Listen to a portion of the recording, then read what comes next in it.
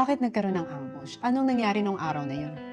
Yung nangyari nung araw na yun, July, so ang usual na lapag, lapag dapat namin sa palengke ng 2 AM, July to, anong year? 2011. Hindi namin alam bakit na-late kami ng gising, 3 AM, wala nang ganong truck.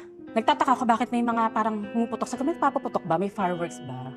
Nagpuputukan. Wala akong kaalam-alam na binabaril na pala kami. Hindi, saan nakasakay sa motor o kotse din? Yes, may nakaparadang motor daw, sabi ng mga nag-imbestiga. Tapos yung sasakyan namin, tumatakbo. Hindi nyo nakikita.